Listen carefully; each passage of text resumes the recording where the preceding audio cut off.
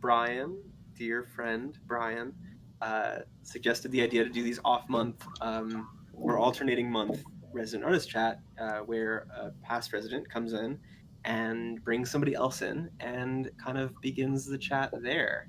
And then from there, we kind of talk about whatever. So Brian has brought in Matt.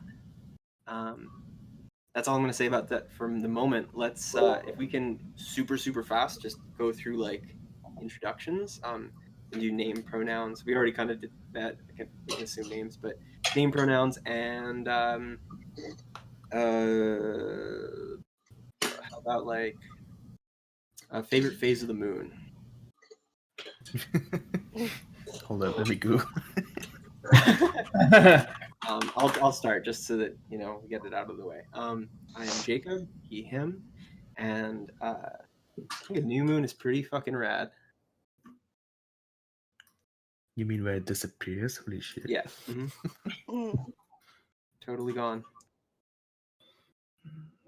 It's mysterious. Yeah. all phases of the moon are good. I'm sure we can all agree on that. But I'll go next. I hate the moon. What's the matter? Ooh, we got a moon here? Kidding. Sun girl all the way. Kidding. Sarcasm sounds like normal speak in my voice. I'm sorry.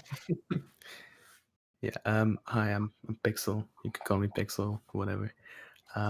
He, them. I don't really care. I'm a big fan of a full moon, honestly. Yeah. The way it lights everything up. Ooh, perfect for night shots. Do you get absolutely like energized when it's a full moon? Oh yeah, I go outside. I'm like, damn. Yeah. Me too. Like it's bright. Yeah. Also, just I don't know. There's some cool shit. In this area, our woods, in southern New Jersey, our woods are sand, very often, and so when you go out in the woods in the full moon at night, it is just like the sand with like shadows from the trees above is just like so luminescent. It's amazing. Oh yeah, a bit like snow, kind of. Yeah. Okay, who wants to go next?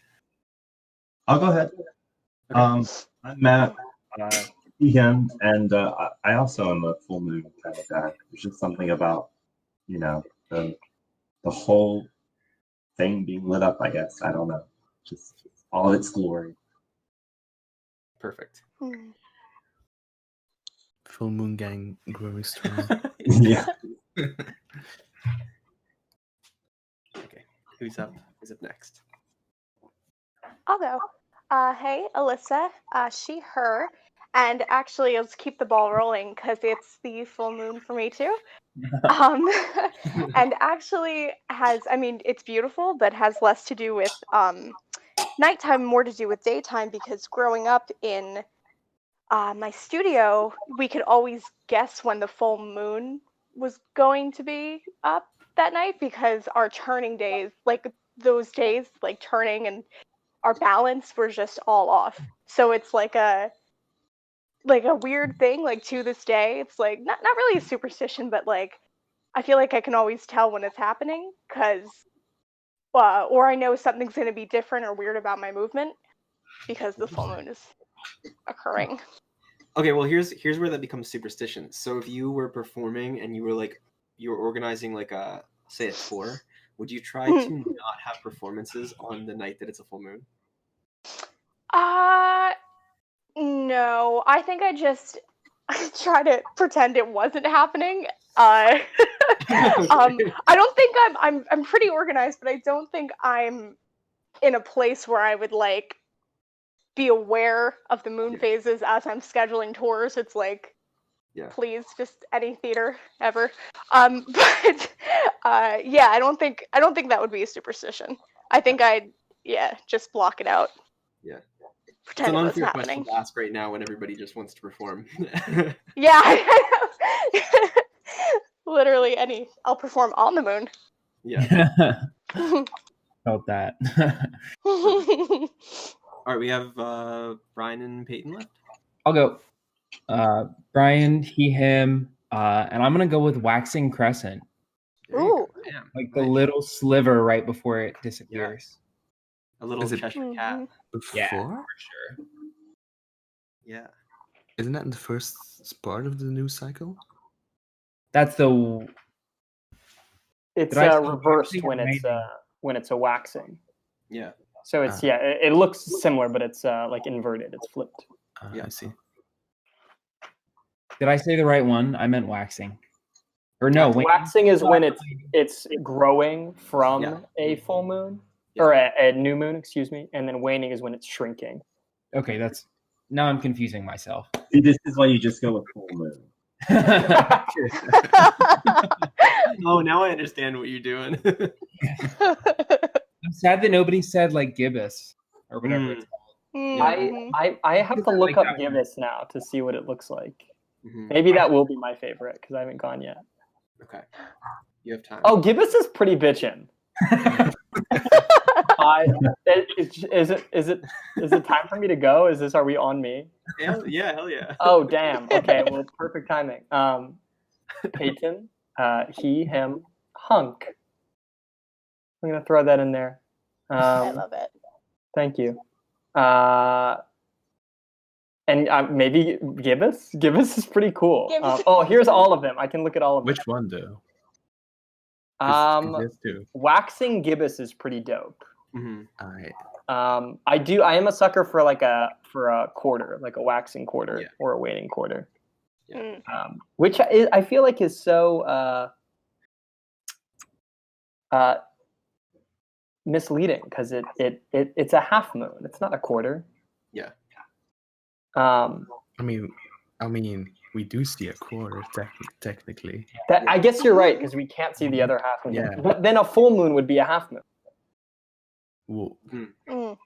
yeah, we gotta call someone. Yeah, I know. I gotta put it away in that. You gotta write to NASA. Yeah. Call Um, NASA. Old moons are very cool though too. Do you guys know old moon? That's when you can just see like a little tiny sliver of it. There's something really like haunting Actually, about yeah. that. Where it's like almost gone, but it's like I'm still here. I'm the moon. Well, that's what I like about like those phases or new is that very often you can still see the moon. Yeah. It's Mhm. just this like strange ethereal thing, Mm. just like a pupil staring at you. Hmm. Cool. All right. So now that we have mooned, Brian, do you wanna jump us into a conversation? Sure, yeah, absolutely. I'm excited. I guess we should start, Matt, if you're cool with this, by just kind of introducing what you do and what your research is as a doctoral candidate. Yeah, sure. So I think we shared a little bit about me, but kind of done a little bit of everything in education. Been in secondary, high school, higher ed, but primarily I have always taught English in some capacity, reading and writing, and my research interests themselves in terms of my doctoral program really is in masculinity in education, male literacy, helping new educators enter the field and begin teaching. And then also I have a little bit of an interest in, which kind of ties with the masculinity and the male literacy aspect, bibliotherapy, which is basically using reading and writing as tools to help, deal with traumatic issues and ultimately, when it relates to masculinity, help individuals kind of reconceive what that means for themselves. That's pretty cool. Yeah, awesome. So using that little bio as kind of a jumping off point, I figured that we could just define toxic masculinity real quick, just so everybody's kind of on the same page. So I'm just going to read off. In the social sciences, toxic masculinity refers to traditional cultural masculine norms that can be harmful to men, women, and society overall. This concept of toxic masculinity does not condemn men or male attributes, but rather emphasizes the harmful effects of conformity to certain traditional masculine ideals. So, I think an important point to that too, Brian, is that we're looking at things normatively. So we're looking at kind of historical stereotype and things of that nature, and how masculinity can present itself in a negative fashion from a normative perspective. But we're not necessarily, of course, saying that, you know, all aspects of masculinity, all men per se, display themselves in this manner. I think that also will get into a larger conversation. It's a core issue associated with toxic masculinity itself. So I guess my first question that I would be interested in asking, and later on we can kind of like look at similarities between the way this issue manifests in education and in art spaces. But what do you think is the key way that you see like a negative representation of masculinity in the educational system? And of course, we're speaking to the American educational system, but I can imagine it would be similar elsewhere. Yeah, I think more broadly, especially here in America, the larger issue that I face as boys get to high school, as they go through college, is that normative aspects of masculinity can run contra to the behavior, the dispositions that are needed to be successful within the educational settings. So what I mean by that is that it can be much easier for females to meet those norms of, you know, being attentive, being cooperative, complicit within the learning environment, having a little bit more discipline when it comes to tasks that aren't directly engaging them actively, like being up and, you know, physically active with the task. That kind of contrary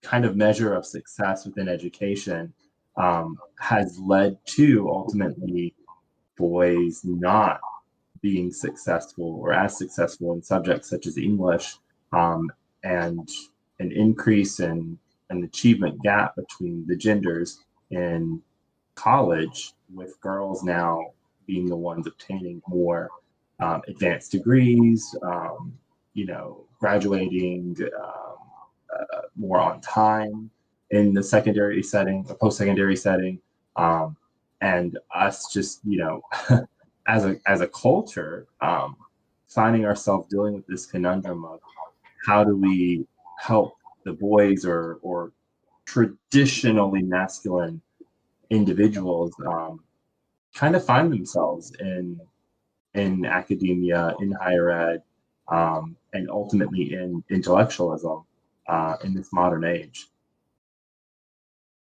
Yeah, absolutely. What you're saying kind of makes me think about how stereotypically a lot of arts careers are, especially once you get to the higher ed level, a lot of arts careers are seen more as feminine, or more as a more viable career path for feminine or effeminate students. Do you think that those ideas are kind of rooted in the earlier phases of the educational system? Yeah, I mean, they're rooted in the messages that boys are getting just in society in general. Having this conversation with, you know, some of the other teachers I work with, TikTok right now, right? There's so many challenges and just representative videos of what is normatively masculine that, you know, that they're engaging with and they're consuming in the popular culture, that then they bring to the classroom and they kind of compete against each other, you know, for that attention, for being perceived as normatively masculine. And so when you're teaching English, a subject that is now become over the years more feminized, we see that the boys at least for me, I see that the boys kind of will display behavior that they won't be perceived as skillful in the subject, or they'll kind of shrug off when the tasks get harder because there's this perception that, you know, this is a more feminine subject. So I'll start having class discussions about, you know, a complex piece of literature, and the boys will just kind of sink to the sides, and the girls will kind of run the show. And it's interesting because from time to time, you know, the boys will interject, but if they don't have an answer or a response that is on the right track, or is, you know, that gets challenged, suddenly they'll see this as a competition, they'll back out, versus like acknowledging that, oh, well, maybe I needed to read the text closer, or I needed to, you know, take the opportunity to think deeper about this particular perspective, because it is challenging maybe their normative view of masculinity. And they'll just disengage rather than, you know, participate. Sorry, I went on a tangent there, but no, that's fine. Well, it starts here and it seeps its way up right into society. Yeah, and I think that it's interesting, something that you kind of sideways pointed out is that it's doing a disservice to the male students by making them feel that they don't have the space or the skill to engage with those subjects, but it's also doing the other students a disservice because they're kind of carrying the weight of the classroom discourse. So when you have people who, I don't know, so you're expecting girls then, not you specifically, but the classroom in general is kind of expecting girls to pull that weight. Well, that's what happens. Yeah, and that happens in English, but then you look at another subject like math, where you're not necessarily going to have conversations about traditional norms, or you know, read a piece of literature that may challenge that traditional worldview. You're just going to do things that are traditionally logical, or, you know, there's ultimately one right answer. There may be multiple avenues to get to it, but you'll see boys' engagement be different. And I think there's something to some of the literature that I've been reading talking about, you know, the feminine movement has done a lot for girls, and it's benefited them, and it's helped them become more comfortable in their gender expression and kind of modeled for them what they can be.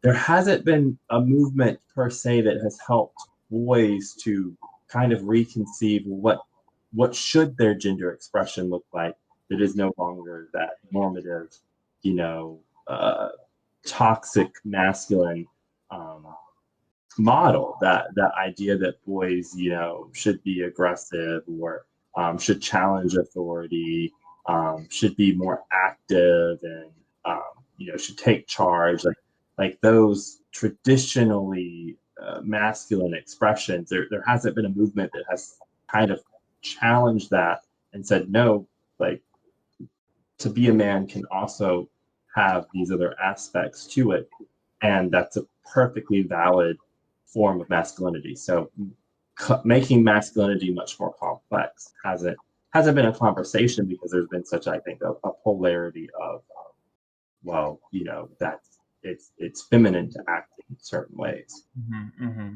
Can I jump in for a second? Yeah, Yeah. please. So something that you're talking about made me think, just like a very simple way of saying it too, is like that there's an interfering aspect of like being wrong, like in terms of the way that boys are taught, or like you're saying, not taught in like a positive normalization, that there's like a standard of like you said, taking charge, being aggressive, being dominating, and that what goes hand in hand with that is sort of like aspects of like, be correct, be right, be in charge, but there's really no room for being critiqued, Vulnerable, right? Yeah. Vulnerable, right? Exactly. That's like always my bing bing bing word. You know what I mean? But yeah. But like, even in that, you're talking about. It's interesting to hear you say that, like, at least through your experience, or reading also, that that boys are more willing to participate. Maybe you can tell me if I understood you right. That like more willing to participate in like a math class, in which there's multiple routes to an answer. If you get it wrong, it's not really the end of the world because there's no vulnerable repercussions. Whereas in something like an art or, like language art or an art of any kind, that if you get it wrong, quote unquote, somebody might misperceive it as like, oh, I'm showing that I don't understand the complexities of an emotion or something. Yeah, no, sure. I think, sorry. Yeah. Go ahead. I think it's also because you're making yourself vulnerable because you're expressing your, I guess, kind of worldview or view about a certain topic Mhm. to all those people in a classroom, for example. And if they unanimously don't agree with that, I think that they might be scared about being left out or feeling like, shit, I don't fit in. Even though you can change your views on certain topics, I think. Especially as you get more insights. I think it's a very valuable perk to have. Yeah, and you but I don't definitely think. Yeah, Yeah. but I was just going to add that I think too that I think this just made me think about like how when their worldview is challenged, it's maybe because they've been enculturated in in that more traditional normative view of masculinity, and so when they're challenged or when they're shut down, they may feel excluded rather than a sense that the individuals are trying to help them grow. Right. If that makes sense. Yeah, fully. So kind of segueing off of this exact thread of the conversation, I have like kind of a two-pronged question for you. So one, well, let me just start by saying I'm going to use like the term creatives, and I'm using that like as broadly as possible. I mean, artists, content creators, teachers who are like creating a space.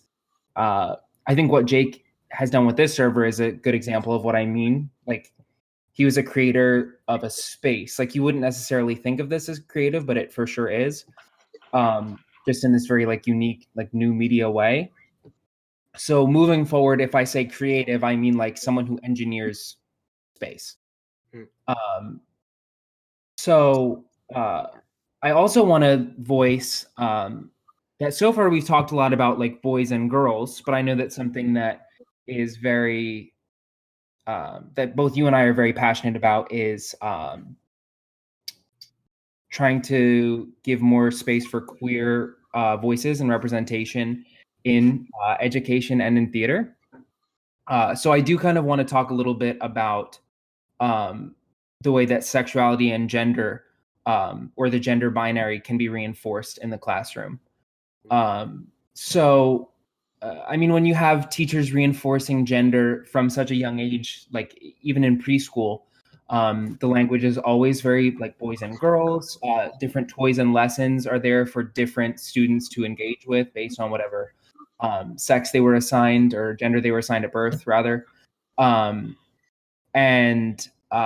even the messaging on clothes, I noticed this when I was teaching theater ed to really young kids.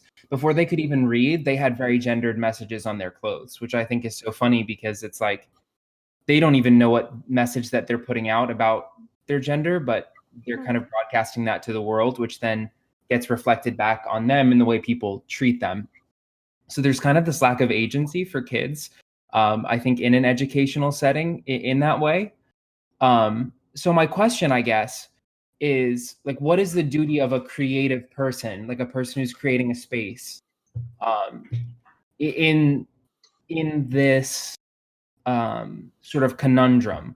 Like, is the goal to free up the space so there's more freedom for people of all genders to participate, or is that enough? I guess is my question. Does your experience or does research show that we should instead be actively teaching against these ideas in the classroom? Like, is the goal a gender blind classroom or like a gender informed classroom, in your practical opinion? I think in my practice, and just knowing where we kind of are as a culture, it'd be much more beneficial to go towards a gender. What was the second term that you used? I said informed, like kind of a space that's built not just to ignore gender, but to right. And I think that it kind of goes almost to like the color blindness approach that some people have taken towards race when you try to go towards a gender blind approach. Like we can't ignore that normative, aspects of femininity and masculinity exist, but we can have larger conversations and educate our students that there are individuals who will express themselves beyond the biological gender that they may have been assigned at birth, or that may choose to not, even assign themselves to a specific gender, but may have fluidity in between the genders, the two genders, in terms of it being, a spectrum of expression. So I think it's more beneficial to educate individuals on gender, to have those really complex conversations regarding it, than it is to, kind of turn a blind eye towards it. Awesome. And I think too, you have to recognize as well, especially like here in Florida, that there's just a lot of individuals who may be well-meaning, but they just don't know how to express themselves or express what it is that they're trying to communicate, because they've been in a culture that hasn't taught or modeled for them how to approach these conversations, or what a complex masculine individual can look like. So you have to create a space for removing judgment, but also ensuring that they know what is an acceptable model and what isn't. So that's actually kind of a perfect transition to what my next question for you was going to be. You're talking about models of masculinity. And something I did want to talk about was like the literary canon, or the theatrical canon. So like the body of work, or specifically Western work, as it's taught in America, that's considered to be the most like important, elevated, influential pieces. Because historically, the canon has been traditionally mainly, if not only, straight white male voices. So how do you, I know you have some thoughts on this. So how do you feel that the material that's taught in an English class or a theater class affects the mindset of the students who are in that room? Yeah, definitely. I think that the students pick up, especially this really, I think, a lot more beyond gender, but just like our students of color, our students from other cultural backgrounds, they pick up what is the primary narrative that's being taught in these settings.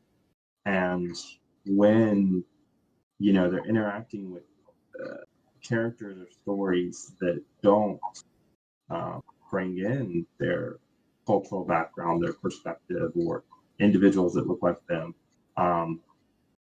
I think it does communicate an idea in regards to who has power within the culture, within the classroom, within intellectualism, and what we consider to be, acceptable within academia. So I think that we are having those conversations. I think we've had them in higher ed, and we've definitely seen a lot of change in terms of the curriculum that's being taught. Introductory theater courses in secondary, post-secondary institutions.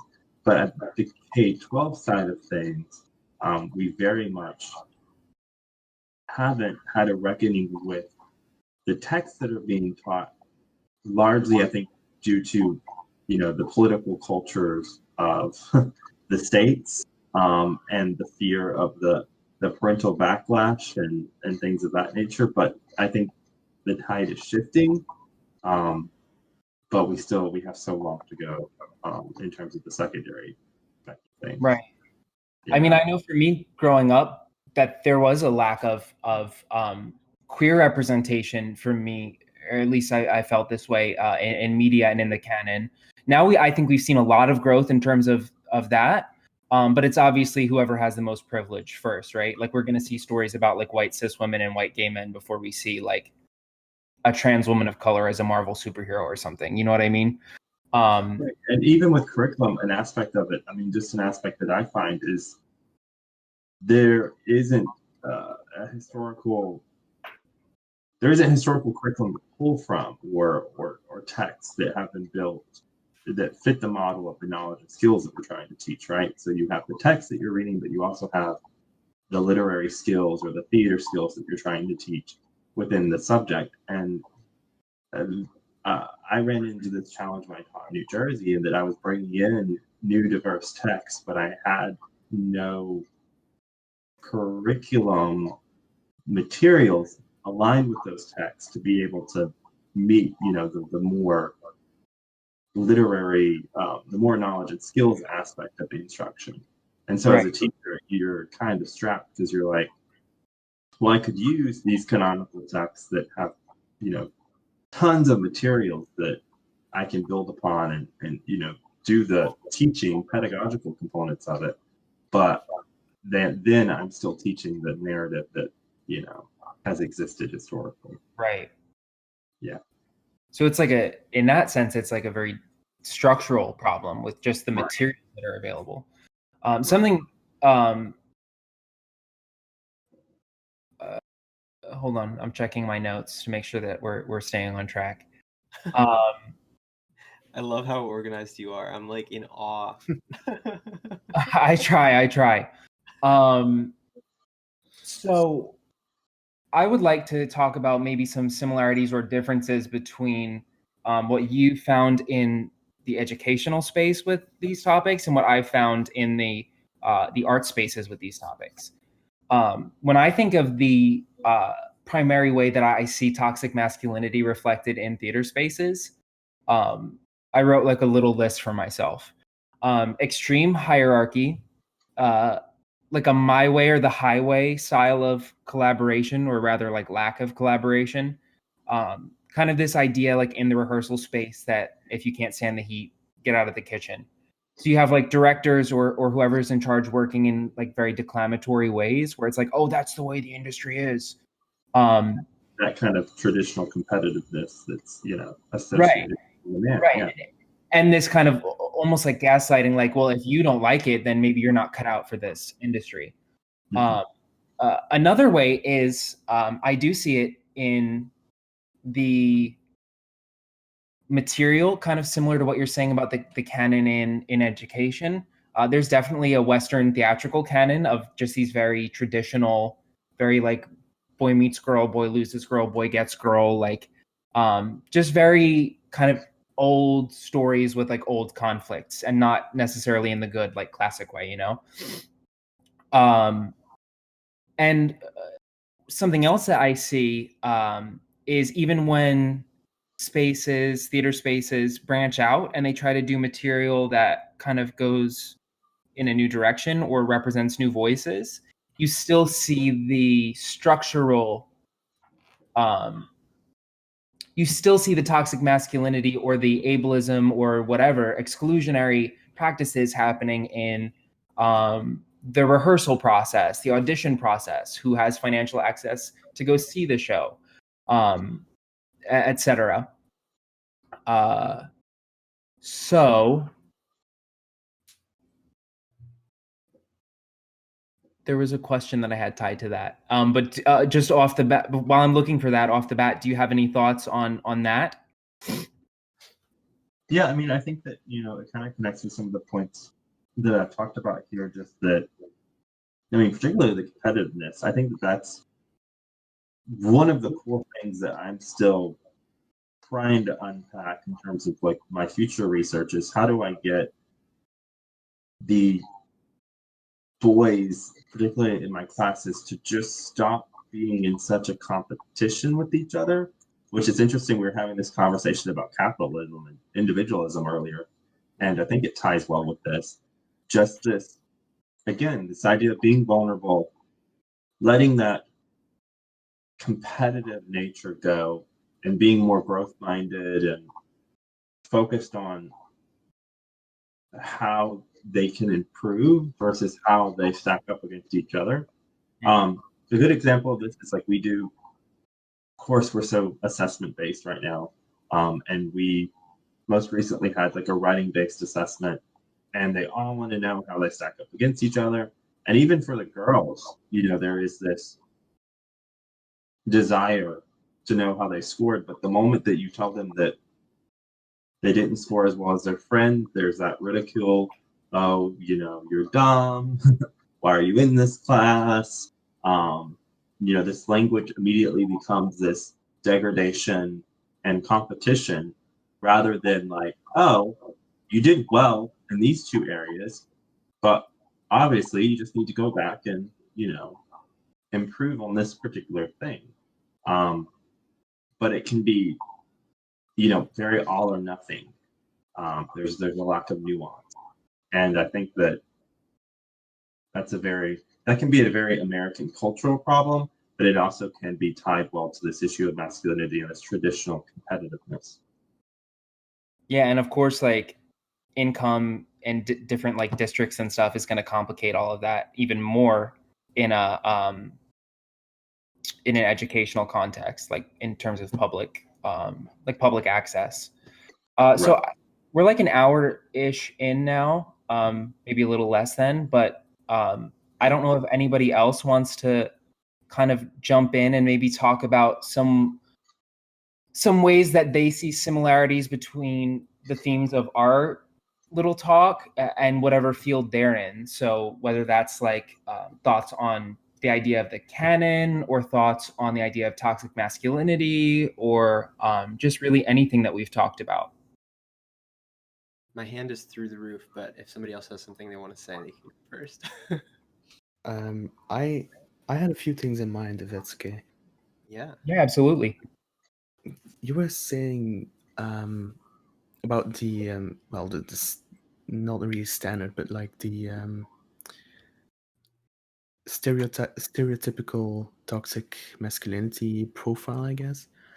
And I was wondering, since you're also saying about clothing and like groups being divided between boys and girls from an early age, if that's more to do, hold up, let me get a sentence going.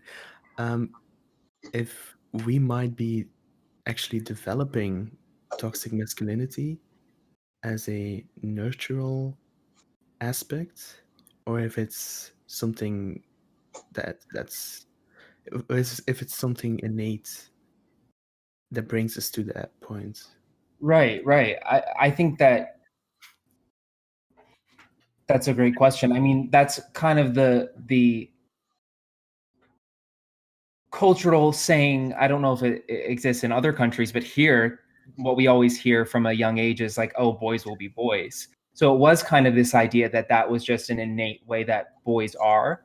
I think as time goes on and as more research is done, people are realizing that no, this is kind of something that is educated into children. I mean, there's studies coming out now that show that kids can be forming bias about race before they can even speak, which is just it's a complexity. There's a complex, I think, interplay between, you know, genetics and environment, but I would say in this case, environment definitely wins out.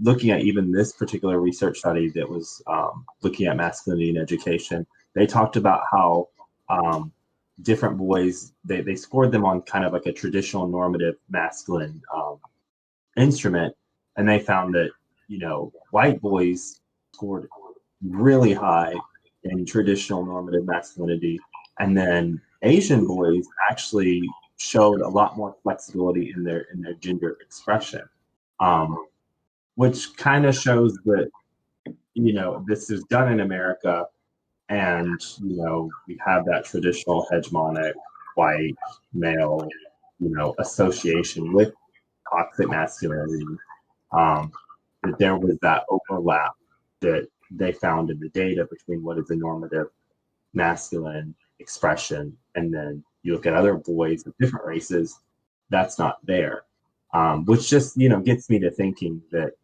this is something, particularly in American culture, that we are, I think, just drowning our boys in at a very young age, and something that I as a young man growing up in rural Georgia without models of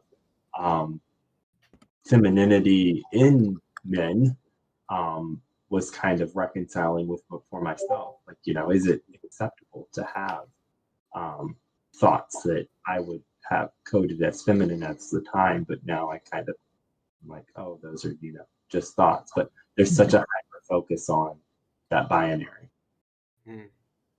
It's also pretty ironic because you have a lot of people that I would say are on the right or right-leaning that are very upset because they think that in the United States we're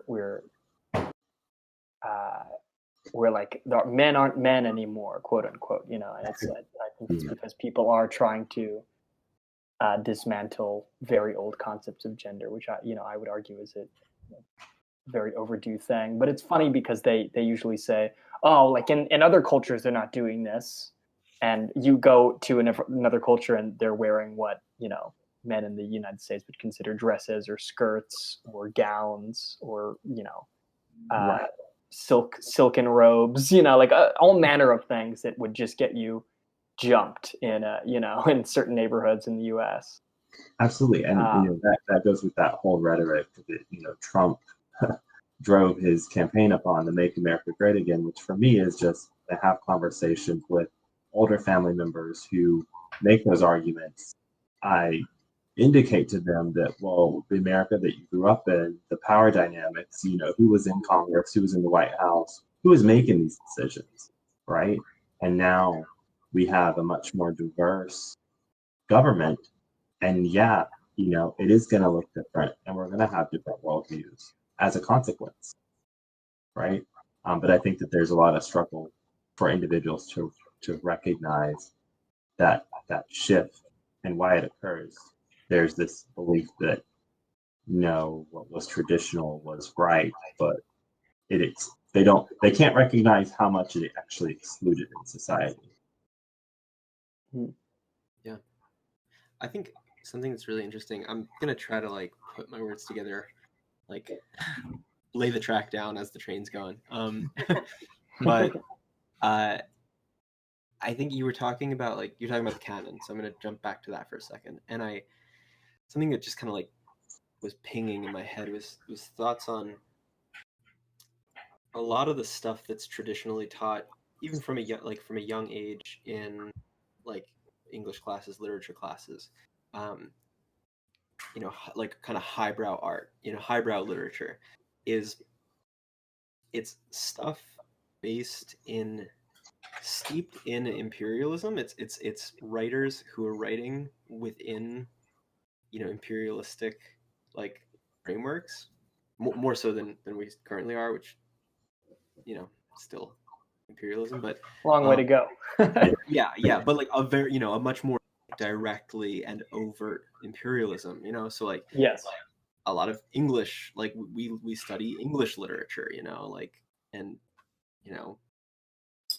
we're literally just studying our predecessors, theoretically the people that we left to become better, which is also a farce. But it just made me think about the canon of literature, the canon of a lot of theater that isn't contemporary theater and contemporary literature or contemporary whatever, is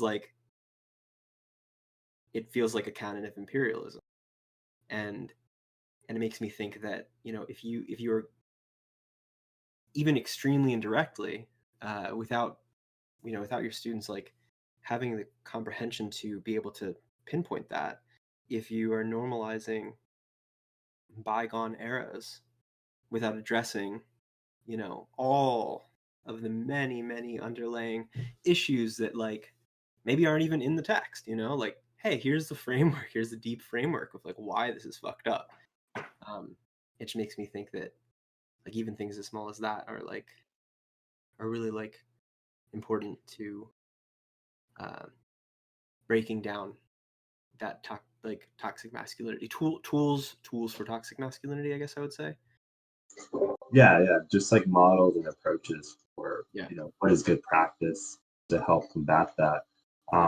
No, absolutely, and that's something that even in the conversations when I'm teaching particular texts, I will push the students or say encourage them to notice like right now I'm focusing on Lord of the Flies with my 10th graders, and we're having conversations about, okay, well, who are these boys, right? And what is their background? And what would this experience be like if the characters were different? I had one girl today who was like, well, I think it's going to be like that show, The 100, where they're going to get together and they're going to problem solve all of this. And I pushed her and I was like, well, yes, it's definitely a similar situation, but let's look at the attitudes of these boys and the context and, you know, their age range, and think a little bit.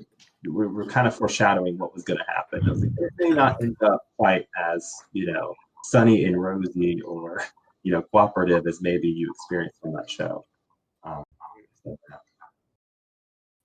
yeah. It's kind of nice that she found a model of a more cooperative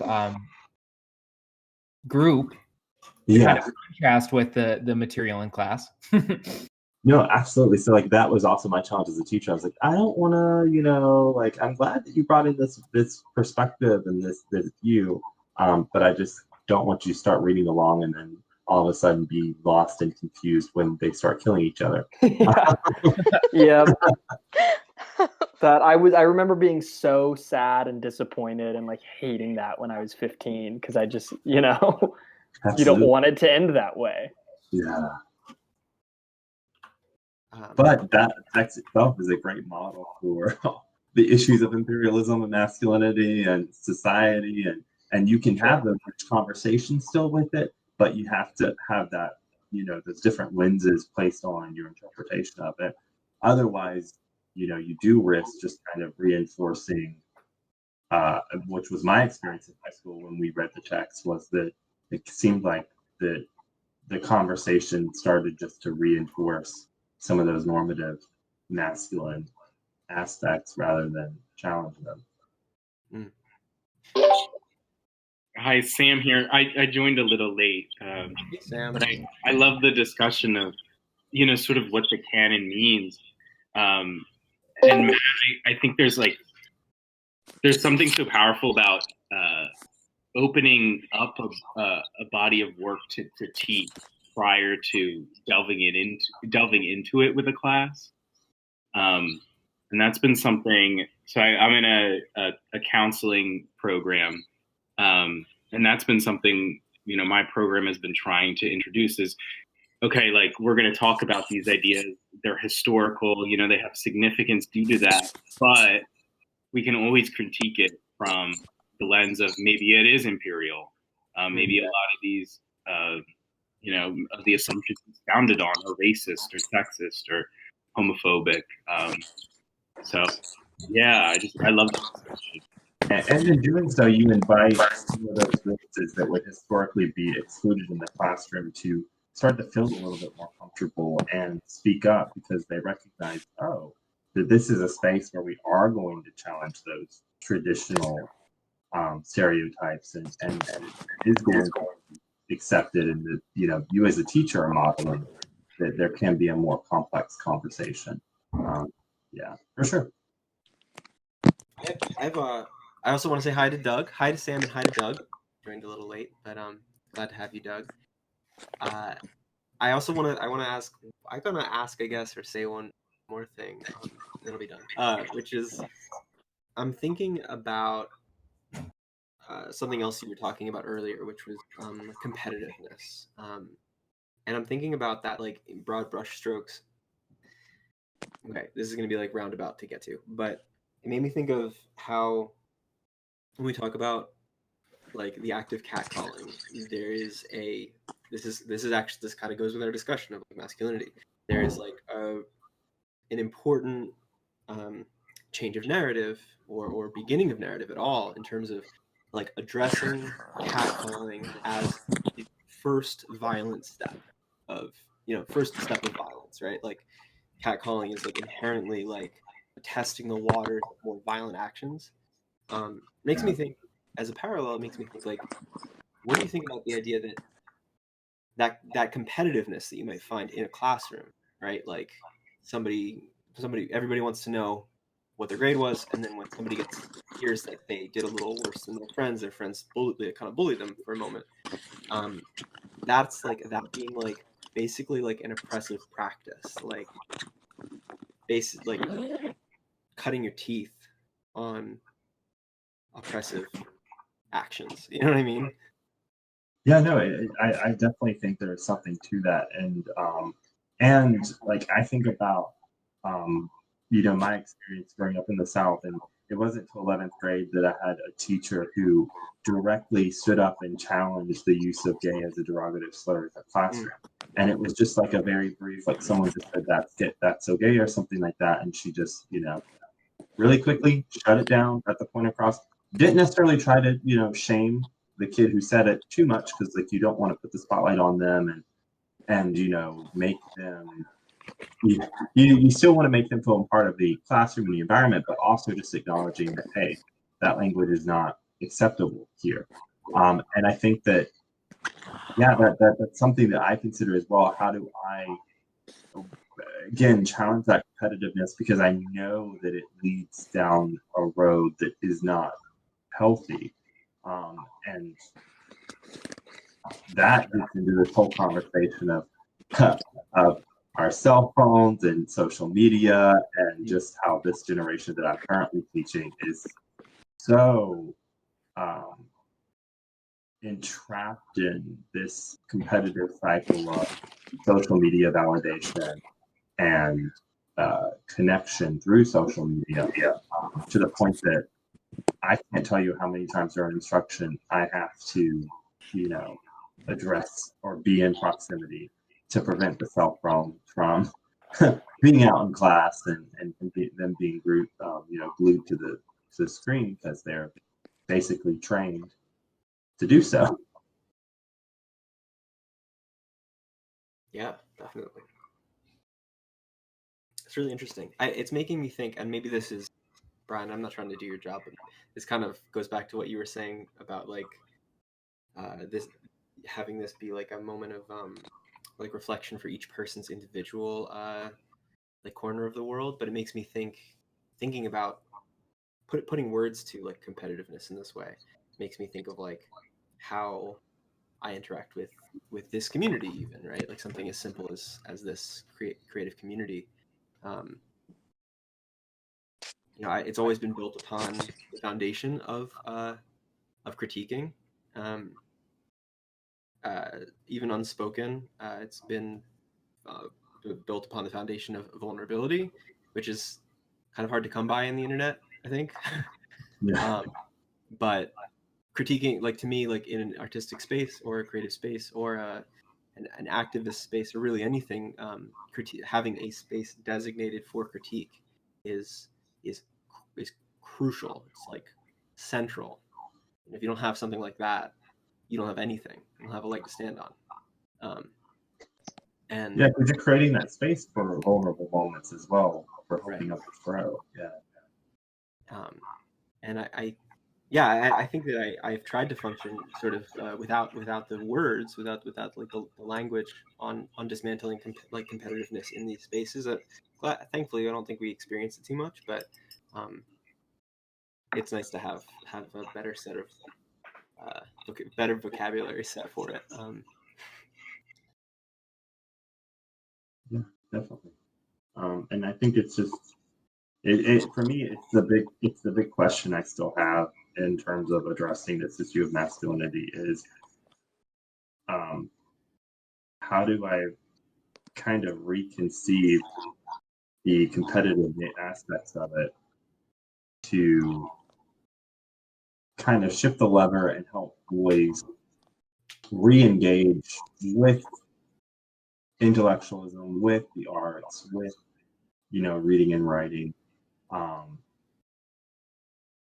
Because I think that ultimately that's how we grow as a society, and we have individuals who are, more nuanced in their thinking, more nuanced in their voting. Yeah, we all benefit, right? Yeah, I sorry to keep taking the mic, but You're fine. Another thing that I'm thinking about that I initially this was just sort of free floating in my mind. It's been something on my mind recently, and I haven't been able to put exactly words to why it bugs me. But this conversation was really exciting for me when Brian suggested it. Visions of masculinity and ideals of masculinity have been something that I work on and have worked on for many years in terms of every angle, right? Like how you stand, how you speak, how you hold your face, how you hold your shoulders, everything. I'm sure a lot of us have. And I was just thinking about different artists. You were just talking, Matt, and I was thinking about different artists in terms of some of this framework, and I thought about this artist that I follow on Instagram, who's got a pretty big following. He does like expressionist, figurative something painting. And I was looking at his bio the other day, his actual CV the other day, and he said, what was it, self-taught artist, and it really bugged me. I was he's pretty famous, and it just said self-taught painter, and I thought fuck off. No, okay, I get. No one is self-taught anything, right? Right. Obviously, you learn through the practices of others, right? If you want to tell me, you sat in front of your computer and you used YouTube, and you don't want to say that, you want to say I just figured it out from there on my own, or I bought textbooks and I figured it out on my own from there. You could say you independently learn. Right? Yeah, but it bugged me because it felt really competitive. It felt really toxic. It felt very it felt seated in a wrong place for the arts. There's that individualism you were talking about earlier. Mm-hmm. Yeah, if the arts is a space, if art, and I think this anyway. This is my proselytizing, but I see art, whatever your manifestation of art is, as just your mirror. It's just the reflection of who you are, and so if you're just displaying, you're just displaying pure individualism by saying, no one else helped me get here. And you see that outside of the art sphere. You see that with people who are wealthy, or whatever, are well-to-do or have a good job, who are pulled myself up by my bootstraps, right? That's the thing. That's the phrase. But in the arts, it just feels heinous for some reason. It just feels like such an affront.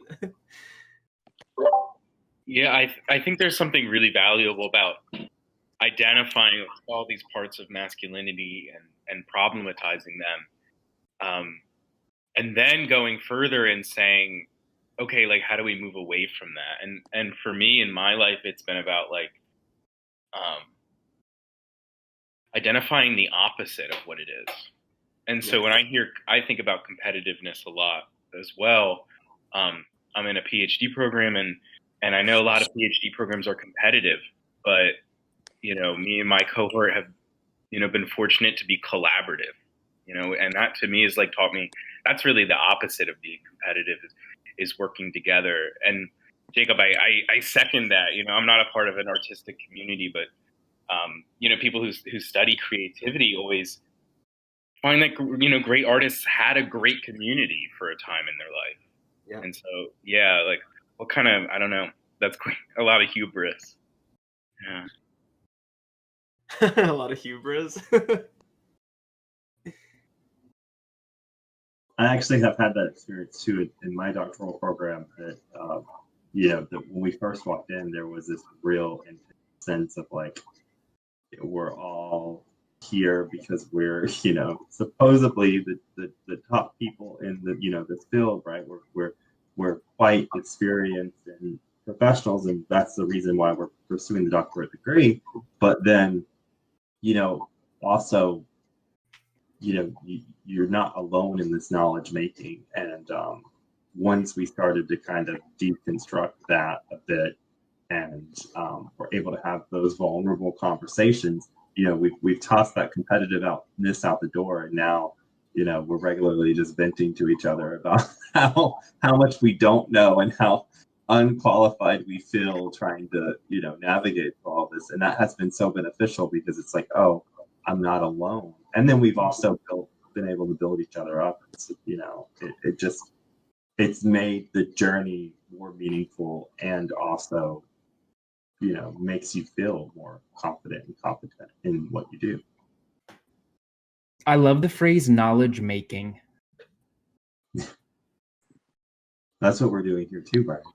That leapt out at me. Sorry. No. Yeah. As opposed to like knowledge learning or knowledge finding, like. Yeah, there's a great model of education that's part of my philosophy to teaching, which is it runs contrary to another model, which is the banking model, which a lot of individuals have, which is the idea that students are empty vessels that you're there to fill up, versus students being individuals who have experiences, who have different and diverse knowledge and perspective. And you bring that into the classroom, and I'm teaching you a particular content, but what we're creating about it is based on the individuals, right? I can't separate the learner from the process of learning. Yeah, that's really interesting stuff. I think there's so much. I mean, of course there's so much that's sort of like a through line between education and and of course like counseling and running artistic spaces, and then like parenting. Like I was just thinking about that I only recently learned that Brian was homeschooled. I still am like in awe that we didn't know that about each other, because I also was homeschooled, and actually Sam was homeschooled for a short while too. And like the model that you're talking about is just such a model, like the model of education in terms of meeting the person where they are rather than teaching an empty vessel is so much more holistic and caring, and really like anti-toxic masculine model, right? Yeah, but everybody growing up thought that me being homeschooled was so freaking weird, though. I don't know if you had that experience. Again, that goes to a larger, I think, societal perspective that, I would hear this growing up. Well, kids are homeschooled because either they have issues, their parents have issues, or they're not able to integrate society. Like, you hear all these negative narratives about homeschooling. And then, intriguingly enough, I go into, college, and I start finding out that a lot of the individuals that I'm in college with actually are homeschooled versus in public school. And they're able to have these conversations and function better in the academic environment than the individuals who are kind of traumatized by public education. Right. Yeah.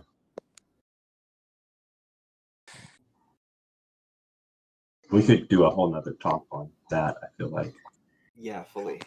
I feel like there's a lot of different spiders off of this talk. Like one on the public ed, homeschooling, and the structure of the education system. One on gender. One on individualism.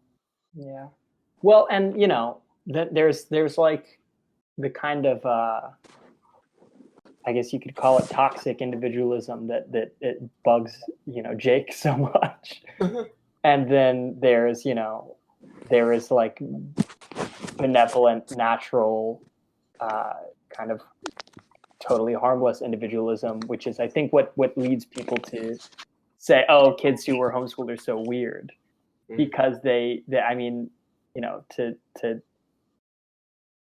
even just set aside the concept of weird for a second. They're like allowed to be, quote unquote weird. They can do their parents are the ones who are, responsible for their schooling. So they're like, yeah, this is my kid. They can wear this, or they can say that, like, it doesn't bug me, and they're not going to be harassed by a bunch of children. Whereas, kids who are going through normal public school, or even, maybe some fancy private school, are going to be kind of like publicly shamed for being quote unquote weird, so it gets the stigma for being, weird, because that's like, okay, they can be individuals and they're not going to be shamed for being that. Right. Even I was not homeschooled. I was just shamed for being weird. Even that feels like a tool, like, to kind of come back to the initial topic, any type of like competitiveness or shaming feels like inherently a tool for normalization, and normalization being a kind of a tool for like the normalization of masculinity, like the maintenance of oppression. Yeah, well, there's this weird, like, impossible to attain standard in, I can say in the States, because that's where I've grown up and that's what I'm used to, but probably other places. But I know it's in the States that, it's this concept of like, oh yeah, be an individual, be your own person, and don't listen to other people or care what they think. But not like that. Don't do that, because that would make you weird, or that would make you gay, or that would make you queer, Right. So it's like, well, which is it? Yeah. I don't mean to like crap all over Disney, because I do have like a very soft nostalgic place in my heart for Disney movies. But I always use this as the example for this is like, everybody can watch Dumbo and be like, oh my God, I'm different. Like I'm like Dumbo. You know what I mean? Like there's this sense of like, it's okay to be different because we're all different. You know what I mean? Like, which is just a very easy way of like kind of copping out of the discussion on diversity for kids, I think, is by making it broad enough that it really applies to everyone. That's interesting. I don't know why I picked Dumbo. I don't know. I actually, during this whole talk, I have kind of been reflecting in the meantime, and I'm not sure if this is like something that's like owned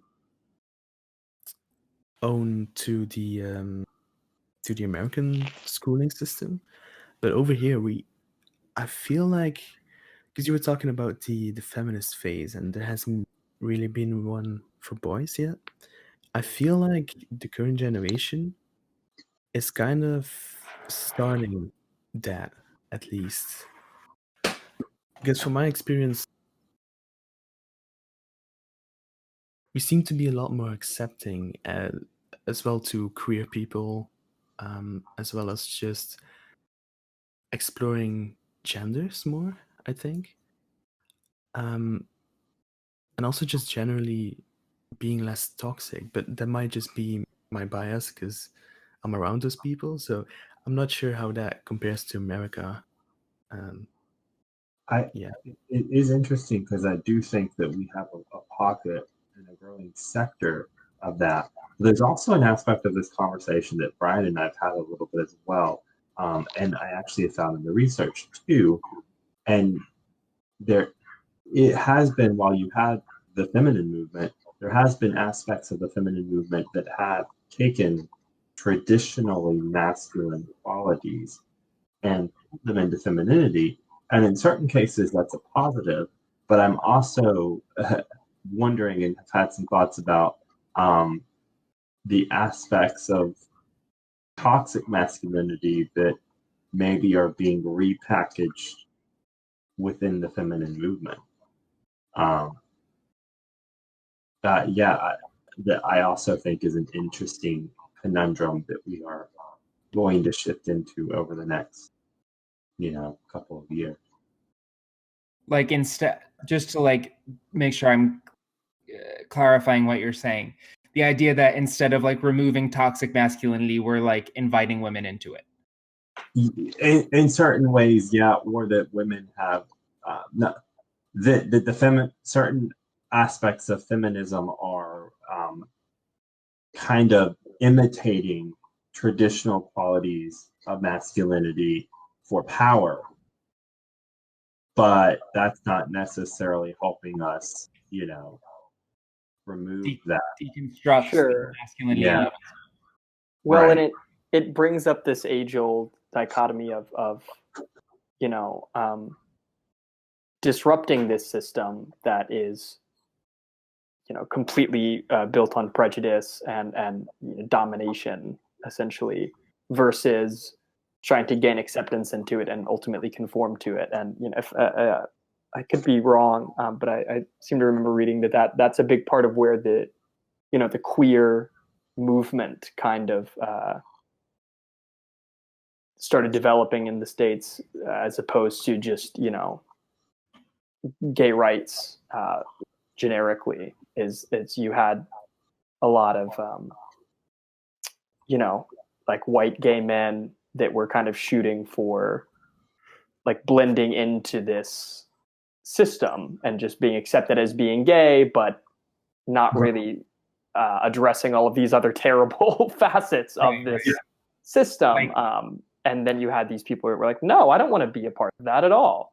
So it's tricky because you don't, I can't sit here and be a white man that is generally straight passing, I think, and say, well, just don't try to, get acceptance in that, and, tell people how to try to improve their quality of life. But at the same time, you do want to be mindful of what movements begin to condone. Absolutely. Right. Yeah. Go ahead. I think it's a pretty recent thing that queer has become such a broad term and such a used and catch-all term, because I did queer studies for art history when I was studying in college, and historically queer is a political identity that is rooted in a gender or sexual identity, right? It's like this idea that you're like you are choosing to exist like in opposition to. Sure. I think it's a pretty recent thing that we use that basically just to mean like LGBT. And I think that it's a positive on the one hand because it gives us one term that can feel really inclusive for everybody without just adding letters forever. But I also think that we have kind of lost the original meaning of the term, which I think is what you're kind of pointing out. To hark back a little bit to what Pixel was bringing up, I think that it really is a geographical thing, because I find that like the bubble that I exist in here in the South is so different from, like, I visited Tennessee and the masculinity culture felt so different. Or if I go visit my friend Jeff who lives in Brooklyn, obviously the masculinity culture is way different there, right? So I think that we can speak about these things like broadly, like in terms of like globally, or in terms of where a country is at overall with whatever the dominant view is. But then I think as you go down smaller and smaller and you minimize that view even more, I think you're going to end up with totally different cultures. Right. Even within the same state or country. Yeah. Well, then I think that we were talking about like pre or just non like intersectionality being like, look, a woman can be the CEO of a giant, exploitative company too. You know what I mean? Like that's not really useful, and obviously plays into issues that are inherently like toxically masculine or toxic masculinity based in America that people might not see as that. They just think it's like deeply American, right? Because America is deeply patriarchal. But I guess that makes me think of something that I know, Brian, you kind of like started to introduce, and I think I will also say, as we wind down, I always like to try to give that like as we wind down our conversation, because I don't want to 10 years, even though it's extremely good to be here. It makes me think of like how if collaboration and community is the resistance against toxic masculinity, against something, against oppression, against imperialism, then then it's also like from the ground up that we build something different. Like the fact that you, Matt, are working in education spaces is like extremely powerful. Like you're working in these spaces with young people, and you're doing this research, and you're figuring this stuff out that's like applicable to large swaths of people at once. And it makes me think that, like, obviously we also all have the work to do, like, you got to represent, and it just makes me wonder, I guess, like, if we can think about think about our own sectors and ways that we can address with a professional, with a person, with Matt, like right now, address corners of our world that could kind of like, we brainstorm together ways to improve our own little communities in these ways. I don't know if that even made sense. Yeah. Okay, cool. To me, at least. I don't know about anyone else. Yeah. It's like Pixel, like it is very like heartening to hear that your cohort in education, anyway, it seems to be like working in good directions, but I'm sure there's also shit that needs to be worked on. Identify the patriarchy in your field and uproot it. Yes. So says Sam. Well, Yeah. Sorry, go ahead. No, you can go ahead. I'll go after. Right. Yeah, well, jumping back on the competitive points about comparing scores, I've noticed lately, because we've gotten a few back, and people, they do take it differently, I think, from what you said earlier, which to me, it's like, oh, I didn't pass, alright. They immediately go and read the feedback they got, and they're like, it's that specific part they need to work on, and they're actively trying to make it better, instead of saying like, oh, you failed, just you suck at that. Yeah, that's also something that I noticed that's quite different.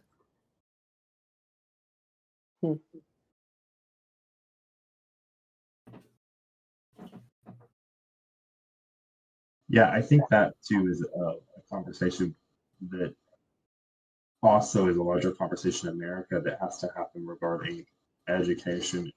Is our culture has always been focused on letter grades and on assessment, and that again kind of contributes to that transactional model of education.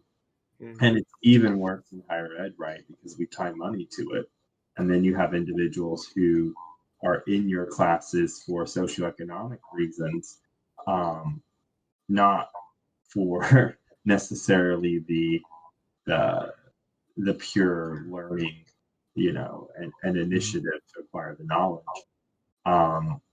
You're there to either obtain the degree, to upward move in your career, or you're there to obtain the financial assistance that is provided by being there. So again, there becomes this high stakes competitive aspect to learning that is defeating the primary goal of education, which is, development, growth, understanding of new fields and knowledge, and a change within the learner themselves.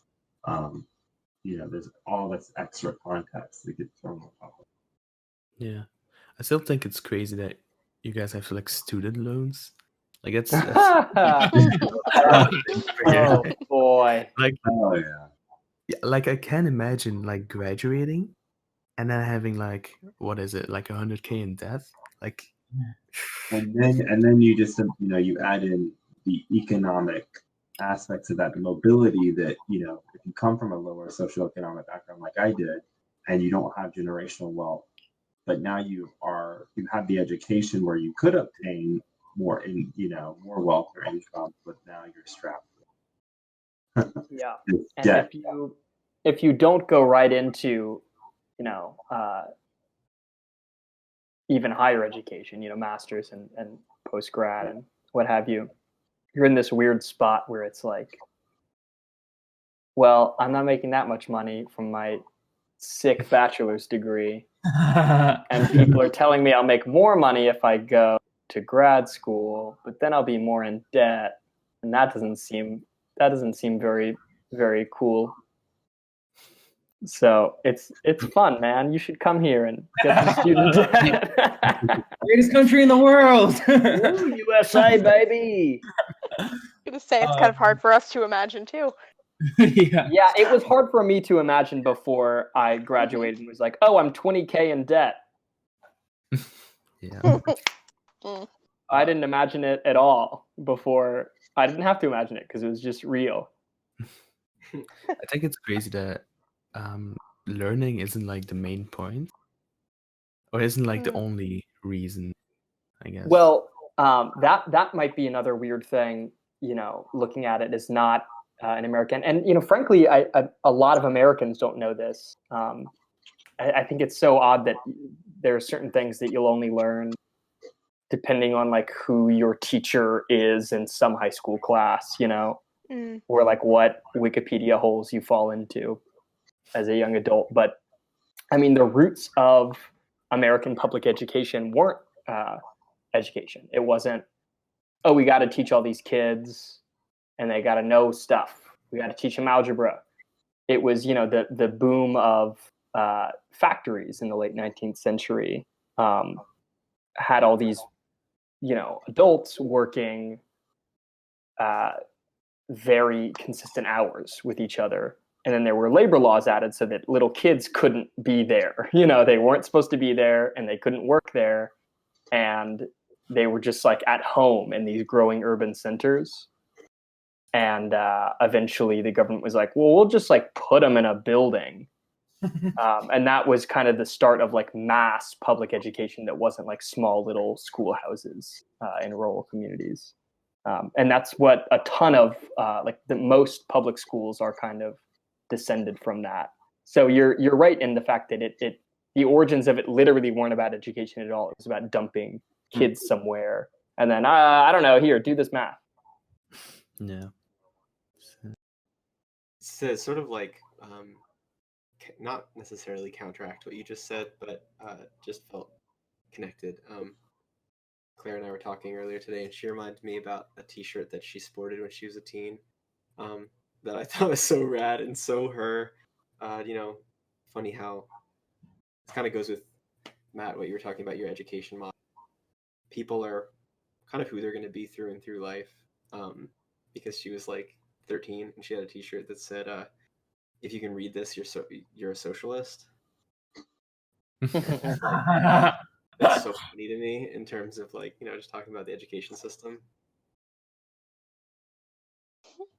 Yeah, well, and I would say that doesn't counteract what I'm saying at all, and I think it points a big spotlight on the concept that a lot of our socialism in the U.S. is kind of like begrudging socialism that they half-ass so that they can later turn around and say, "See, it doesn't work." Yeah. Look at how shitty these public schools are. We should just make them all private. No, you should give more money to them, you know. Oh, look at how shitty these roads are. We should just let people buy them and have them be private roads, and then they'll be nice and taken care of. No, just stop building huge giant warships for a second and like make the roads better. Yeah, and the best one too is that we start to blame particular racial groups or communities for the state of their public systems because we have robbed them of, you know, the basic needs and the basic funding to have better systems and opportunity. Yeah, absolutely.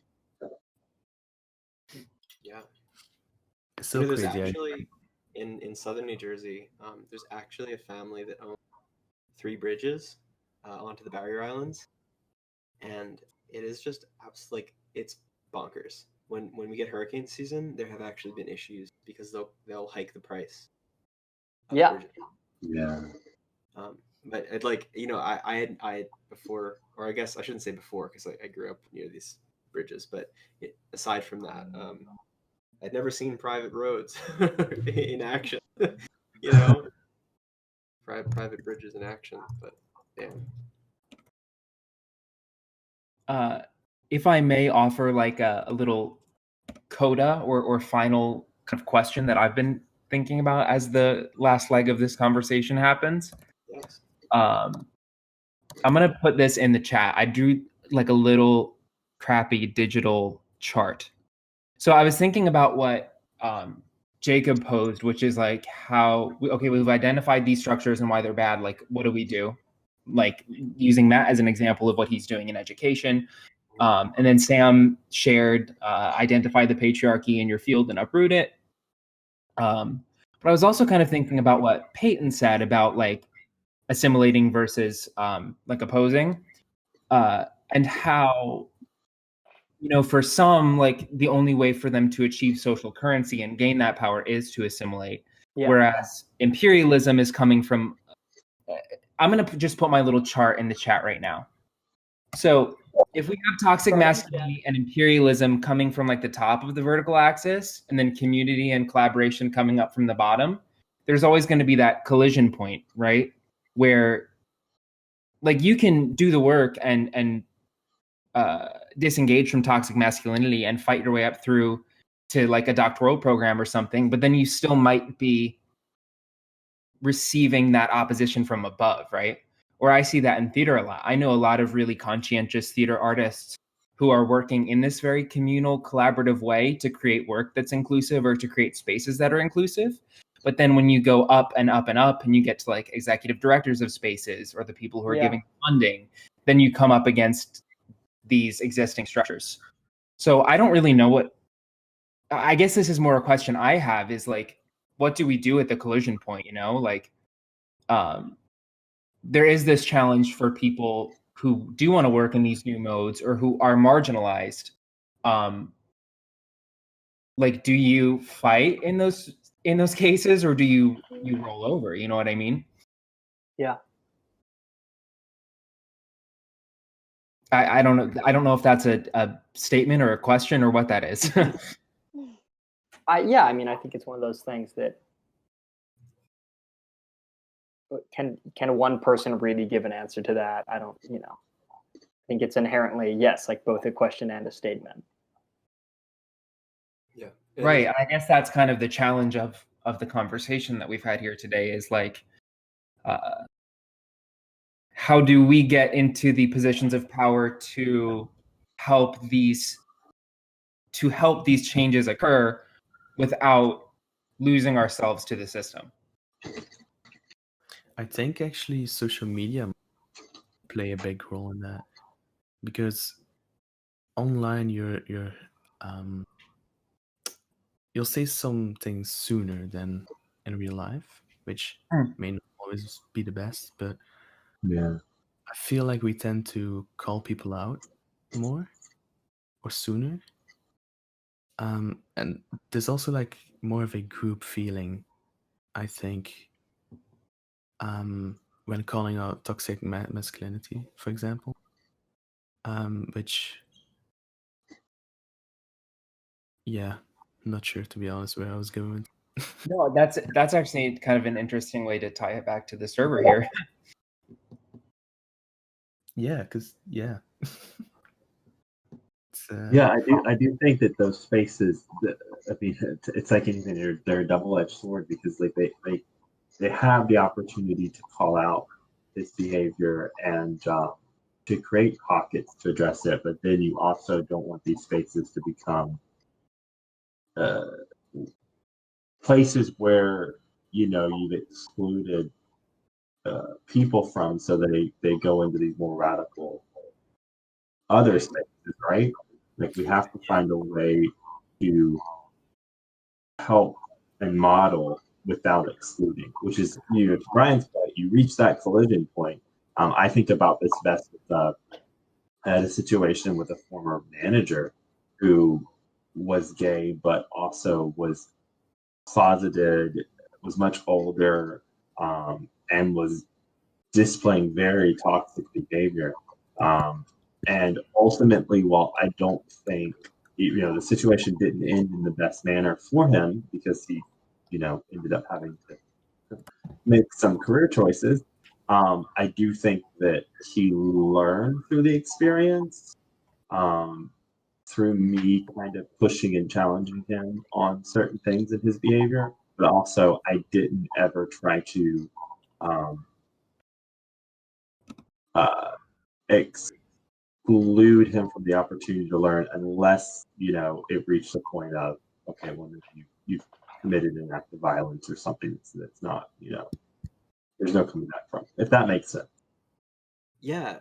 Doug says, I just want to, I always forget to read the things that have been written down on our text chat, because in the future when somebody's listening to this, they won't be able to see that. But Doug says, calling out toxic behaviors is an important point in the collision point. And I'm thinking about like how important, again, community is in terms of this, right? Because like who's calling that toxic behavior out, right? I have Matt, I think you had said like we're talking about calling people out. You don't want to push. The goal is not to push somebody so far away that they feel excluded and then go somewhere more radical. And I think like it's really complicated. I mean, 2021 is really complicated. I'll keep this brief, but I have a neighbor who in 2016 put a Trump sticker on his truck, and he all he does is smoke weed, and he's chill, and he's a fairly nice guy, and he's a fairly nice grandpa. And before that, I wouldn't have known anything about his political beliefs. And in 2016, he put this bumper sticker on his car, and he left it up. He left it on his car. And I was always like, okay, I can't really abide by that, but I'm just going to exist and kind of still try to be nice to this guy. And in 2020, in, October of 2020 or something like that, he put a new Trump sticker on his car. And I was like, wow, really? Okay. Like, this is wild to re-up, double down. Now is a wild time to double down on this. And I still was like, there's really nothing, there's no way that you can kind of rationalize this, but okay. And something that really changed for me, I've talked to Brian and probably a few others even in this chat about this, something that really changed for me is I'm Jewish. I have a Jewish family. And on January 6th, after January 6th, I think just everything changed for me. And I was like, okay, this isn't about being an advocate for other people, being able to protect other people, or being able to stand up, call out toxic behavior on behalf of the people that I love and care about, who aren't me. But this is survival. Like, this man across the street who's like really chill and all he does is smoke weed didn't take his bumper sticker down. Like, he didn't take it off, So what does that say? Like, you didn't make a public proclamation that you're opposed to something that is in direct opposition to my existence and to the existence of a lot of people, even like here in this chat, And like that's a big conversation, but it makes me just think about the delicate ways that we approach who does the calling out or the calling in. Whose job is it to kind of like carry each other's weight?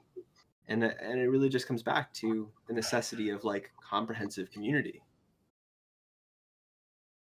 Yeah, I agree with that. It's so much of like my experience, particularly as a gay man and with my larger family and stuff, has been meeting individuals throughout my life who were, very much on surface against homosexuality, or not understanding of why someone would quote unquote choose that lifestyle, all those various things. And then over time, as they've come to know individuals, as they've come to know me, seeing them have that journey and have that shift in their mindset about their views towards homosexuality, but yet there still can be that cognitive dissonance in their political views and the person they're supporting. And so we reach this state of polarization where we definitely have to call out this behavior and stuff, but we also don't want to reach a point of polarizing that now we're in opposition to each other. And yet there are certain non-negotiables, such as when we have individuals in our country who are constantly getting murdered at the hands of police, that we like that's a life or death problem and issue. And I think that's where we as as white people, as white men, have to challenge other white people and white men and push them, but also try as best we can to not let individuals end up excluded and going into these spaces where we have more January 6th. Yeah, I think going back to in addition to this, to the social media aspect, I think when the calling out transforms into more of a conversation, and when calling out on social media becomes calling out and having that conversation in real life, is when the turning points, well, hopefully will be, well, in a society, I guess, where it's acceptable to change your ways, change your views. And I mean, in the best case, to get rid of toxic masculinity. Yeah, it's I think it's a long way. Yeah, allowing people to be vulnerable without the fear that they will be canceled forever, type of thing. That I always think about this in teaching. When I'm getting onto a student, I always try to focus on this is the behavior and separate it from the person, and that goes so far in helping to make sure that you maintain that relationship with the student. And I think that's what we have to do here. Is like, I can have a conversation and still like you as a person, but at the same time, I can't accept certain behavior or beliefs that are in harm to others. So I'm not, against you as you are as an individual. Like I don't have hate for you, but at the same time, I can't support or rationalize these, this view, this toxic frame of mind. I think that's a very good point. Separating the behavior from the person, because it's not per se the person that's wrong. It's the behavior that they're enacting, I guess. Yeah, and the worldview maybe that they've been kind of forced in or dumped into. I guess that's where the nurture versus nature part comes in. Yeah. I guess the being the person themselves is more of a nature thing, well, the worldview is and all is a nurture. Yeah. That's fascinating. That's a full other 2-hour conversation that we can't do. But like, you know, the idea that the response to somebody's actions as like a grand judgment call on them, in such a way that, you know, you believe that it's irreparable is basically like our like it's like a parallel of our like carceral system, which is basically just patriarch, like the patriarchy, it's imperialism, you know, to like to be like, this person's no good, throw them away for 30 years. Yeah. Yeah. Mm-hmm. I think Jacob said it earlier, but the phrase that I've learned is like calling someone in. Yeah. Ooh. It's like, how do you, you know, for me and the times I feel like I've been successful at this, also, you know, man, I know I've missed a lot of times in my life, but what worked best was saying, you know, and that I realized a lot of this had to do with me and my own like sort of social capital as like a cis straight white man, but being like, hey, like what you said really hurt me, like, and also I think it falls short of your values.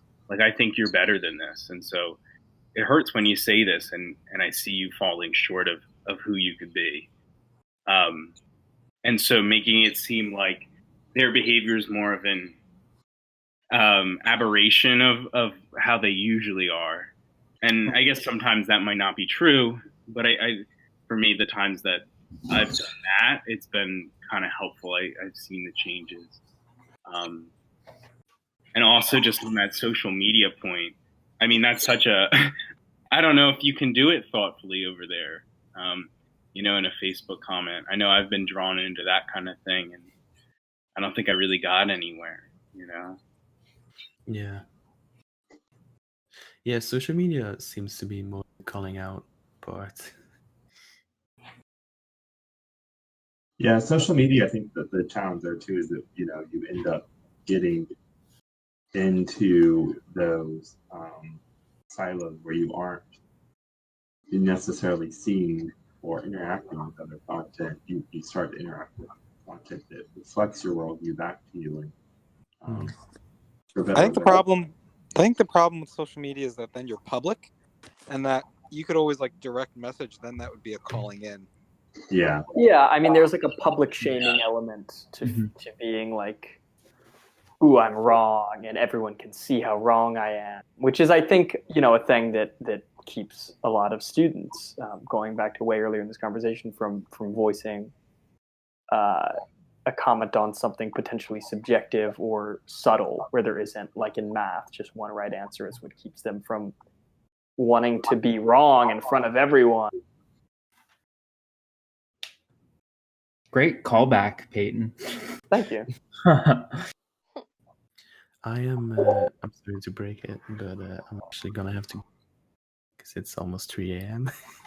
Oh my goodness! Oh, man. About that. Thank you for staying with us this long. Yes, It was a very interesting conversation, so thank you guys. I hope to be there for the next one, Yeah, and forward yeah, to it. I'll leave you guys to it. Cool. All right, See ya. see you. Have a good night. You guys do. Good night, man. Get some sleep. I feel like Peyton put a nice little bow on it Yeah, by circling back to the education conversation. yeah, I think so. Cool. Well, do you all want to start to mosey on out of here? Do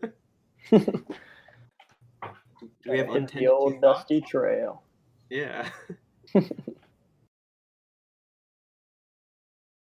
For fear of opening, you know, a huge new conversation, if there's any unfinished business, like, happy to hear it before we get out of here. I think Sam's typing something. I think he is too. Oh, you guys can see me typing like that? Dang. Okay. No shame, man. No shame. I was I was just gonna say it was just such a nice conversation, and it was just so nice to be a part of this. I don't know. I hope I get to know you guys a little bit more going forward too. So I just thank you, I guess.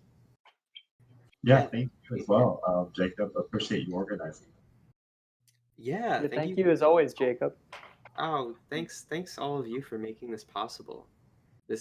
Otherwise this is just me in a room by myself thinking about stuff with no real outlet. But no, I really appreciate all of you being present here and bringing your amazing selves. Something I was just talking to my sister Sophie, who's 21 and an artist. I was telling her that it's been my creed maybe from like 13 on, when I started making music and thinking that I could be an artist, that I think I had a teacher that told me this, that your goal should always be to surround yourself with people who are smarter than you and better than you at everything. And obviously that's like, it's sort of reductionist. It's obviously false. It's subjective, but it's also true, because it's it's what you try to believe. So I am grateful that all of you present for this conversation are cooler than me and smarter than me, and I get to benefit from it. That directive has been historically very easy for me. Maybe same, but cool. All right, thank you everybody.